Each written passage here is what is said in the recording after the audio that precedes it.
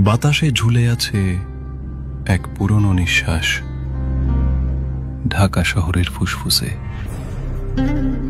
আমার শহর এক সময় জীবনের কেন্দ্র, আজ কেবল অতীতের প্রতিধ্বনি।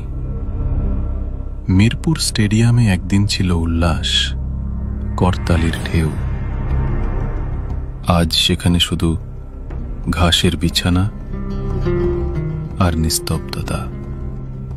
মিরপুর 10-এর মেট্রো স্টেশনে যে ট্রেন একসময় মানুষ বহন করত, এখন শুধু লতাপাতা ধরে রেখেছে ভাঙা রেল লাইন। শহরের প্রতীক শাপলা চত্বর আজ এক জলে ডোবা আয়না।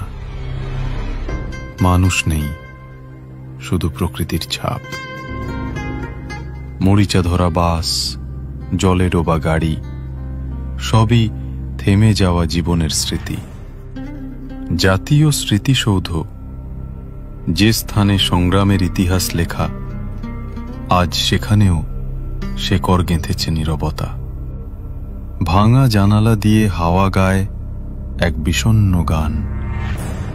পিচের ভেতর থেকে গজিয়ে ওঠা গাছ বলে দেয়, মানুষ হেরেছে, শহর হেরেছে। কিন্তু এই ধ্বংসস্তূপে আছে অদ্ভুত এক শান্তি।